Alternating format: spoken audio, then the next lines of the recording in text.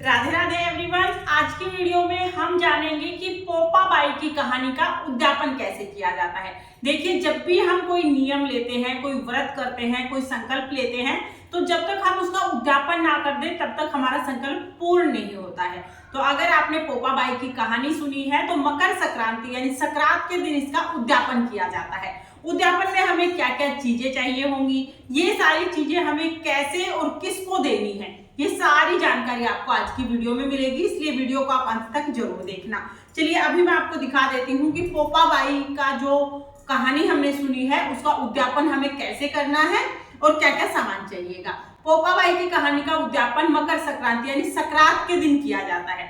तो संक्रांत के दिन सुबह सुबह नहा धो के फिर हम पोपा बाई की कहानी सुनेंगे। पहले हमें कहानी सुननी है, जब कहानी सुनेंगे तभी हम ये सारा सामान वहीं पर रख लेंगे। सारे सामान को मिनस के फिर हमें दान करना होता है। तो क्या क्या सामान है और किसे दान करना है, चलिए मैं आपको दिखा देती हूँ। पोपा बाई की कहानी का उद्यापन करने के लिए हमें 4 इस तरह के नारियल लेने हैं, सूखे नारियल जिसको गोला कहा जाता है। ये 4 गोले हमें लेने हैं। इनको बीच से काट के इनकी कटोरियां बना लेंगे। तो इस तरह से बीच से हम इनको काट लेंगे। 8 कटोरी हमारी ये बन जाएंगी। अब इस तरह से इन सबको हमें काट लेना है। मैंने अभी एक काट के दिखाया, बस एक कटोरी दिखाई है। आपको ये 4 जो गोले हैं चारों को काटना है। 8 आपकी कटोरी बन जाएंगी। कटोरी में हमें राई भरनी है। इस तरह से हम ये जो 8 कटोरी है इनमें राई भर देंगे। इस तरह से गोले की 8 कटोरियां लेंगे और 8 में हम राई भर देंगे। इसके बाद हमें पोपा बाई के लिए कुछ सामान लेना है। तो देखिए, पोपा बाई के लिए हम यहाँ पर साड़ी या सूट ले लेंगे। आप सूट या साड़ी कोई भी चीज ले सकते हैं। तो यहाँ पर हमने पोपा बाई के लिए साड़ी ले ली है। साड़ी आप नीला और काला छोड़ के बाकी किसी भी कलर की ले सकते हैं। इसके साथ ही श्रृंगार का सामान ले लेंगे। तो श्रृंगार की 2, 5, 7, 9, 11 कितनी भी चीजें आप ले सकते हैं। तो पोपा बाई के लिए हमें साड़ी और श्रृंगार का सामान लेना है। साथ में हम पैंट शर्ट का जोड़ा ले लेंगे।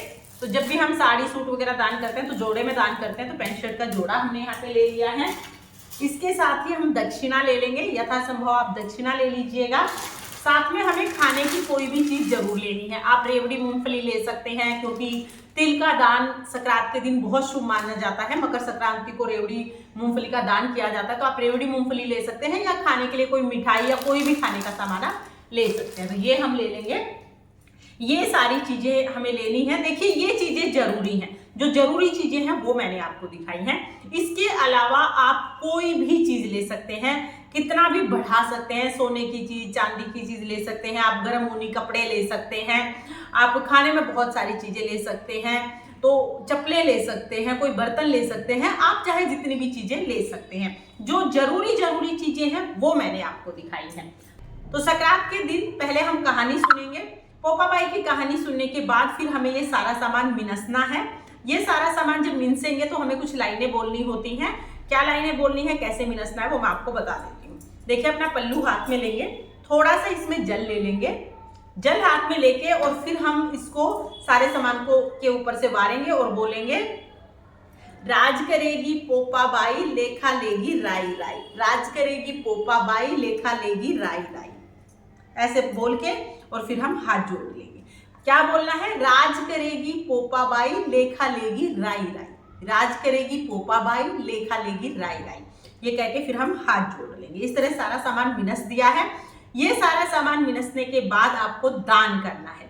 किसे दान करेंगे, आप चाहे तो ये सारा सामान आप मंदिर में पंडिताइन को दे सकते हैं। आप चाहे ये सारा सामान आप किसी भी गरीब महिला को दे सकते हैं। गरीब सुहागन महिला जो होगी उसको आप दे सकते हैं। आप चाहें तो ये सारा सामान आप अपनी सासू जी को दे सकते हैं, अपनी ननद को या जिठानी को दे सकते हैं। तो इनमें से किसी को भी आप ये सारा सामान दे सकते हैं। सारी जो चीजें हैं वो एक ही महिला को देनी होती हैं। तो ये सारी चीजें दान कर सकते हैं।